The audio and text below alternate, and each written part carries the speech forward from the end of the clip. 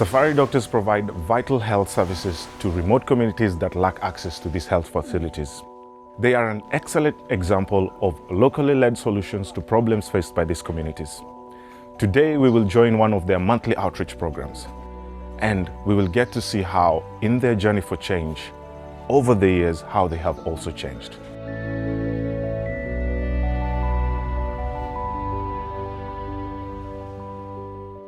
In 2015, Umra Omar founded Safari Doctors to solve her community's challenging health access problem. Despite the security concerns, Safari Doctors traveled to marginalized villages to provide free medical services. I joined Safari Doctors in 2015, and at that time I was just an intern, and I met Umra Omar during that time in a small office, and during that time we were only 3 staff in the Safari Doctors organization. It was the founder Umra Omar, Mariam Abdallah as an intern, and Harrison Kalu. And during that time we used to do outreaches on a motorbike. Kalu had a motorbike and he was based in Mangai, Woni Forest, and the service he used to do was delivering immunization to children under 5. So came 2016, Umra won the CNN Hero Award, and that's when we started to grow. Lamu County is made up of a group of isolated islands. The archipelago presents challenging health access problems. Safari doctors travel by air, boat, road, and walk to the most remote villages to provide health services. They started with 2 villages and now visit about 23 villages monthly.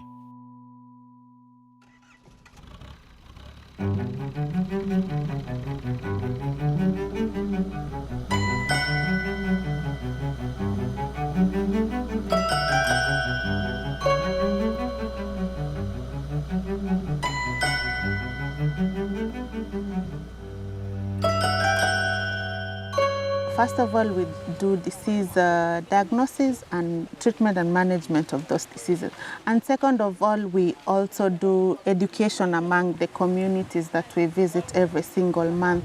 If you give them the right information they want to hear, why are you taking your medications? You're taking your medications to prevent the complications that comes with the hypertension. You are taking your medications if it's hypertension to prevent the complications that comes with that. May it be like, for example, stroke, heart attack, chronic kidney failure.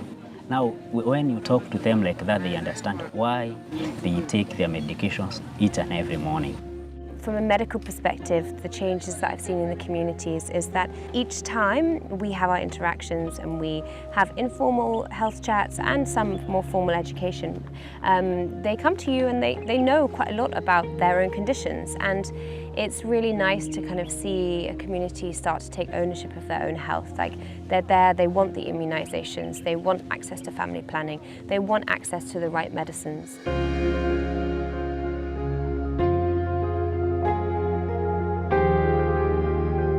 Safari Doctors is now expanding to preventive health by training youth health ambassadors to address population health and environmental awareness issues. The idea of having youth health ambassadors with Safari Doctors was initially to just have a linkage between the community and Safari Doctors. As they link us, we know what are the current issues at the community, and also to inform the kind of drugs we bring back to the community as we come for the outreaches. So if we have that, and we have trained them in different health issues, for instance, first aid, population health and environment.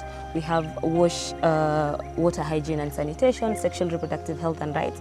So initially it was just ad hoc and asking them to just teach a few people at the community and having that trickle down of information. So it became a peer-to-peer learning for the youth health ambassador.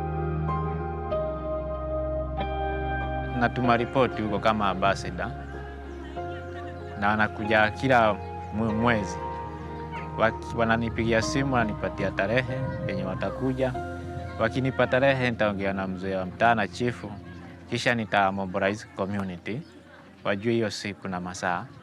Kisha kuna kupanga, kwa sababu lazima kuwe na ground yenye itafanyikia hiyo shughuli ya matibabu. Hii ground ni kwa watu hapa, hizi ni ploti za watu, lakini unaongea nao kwa sababu ni kama ndio center.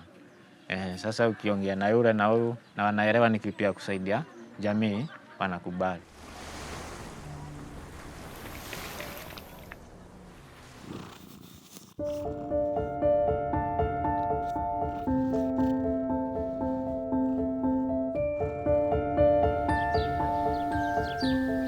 We used to have only outreaches.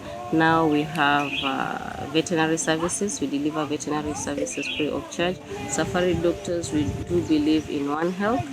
We do treat human, and now we treat animals. Yes, and Corona was a good example of how the health of animals and the health of human beings are connected. These communities in Lamu, and not only in Lamu, in very many parts of Kenya, have a very close relationship with their animals, so that puts them at risk of diseases transferring from animals to human beings. Our doctors get to see people with skin issues that they mostly acquire from animals. This is where we come in. We try to manage and mitigate and control the diseases so that they don't jump over to the human beings. When we're thinking about community health and thinking about health in rural settings, we can't think about human health without thinking about animals as well. We believe that if you just treat the humans, then you're not going to be uplifting the whole community to do so. And that kind of comes under the umbrella of One Health.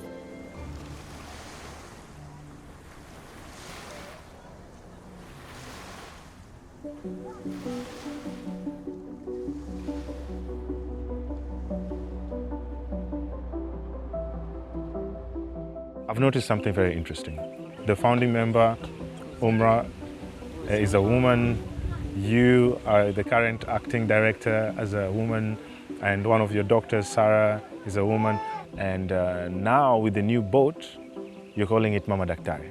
Why is the boat called Mama Daktari? Before Safari Doctors, there was an organization called Sailing Doctors. This Sailing Doctors was founded by a French woman. People used to call her Mama Daktari. That's how we named our boat Mama Daktari. Then, in my view, I can see that we named the boat Mama Daktari. In our community, a mother is in charge of the health of her family. And also in the villages which we visit, most of the patients who comes to seek for our services are women. So you rightfully chose the best name possible. Because once I was told it's called Mama Daktari, I could not think of any other name that would have been more appropriate other than Mama Daktari. We're going to broadcast this to the world. What would you like to tell the world? Because you guys need donors, you guys need support. You've talked about expenses for referral cases that you're not able to cover. So what would you tell the world? What I have is, as Safari Doctors, we do believe healthcare is a right and not a privilege to everyone. So what I want people to join us and make this journey for change a successful. From one room in Lamu with only 3 offices, Safari Doctors was able to offer excellent free services that attracted so much demand.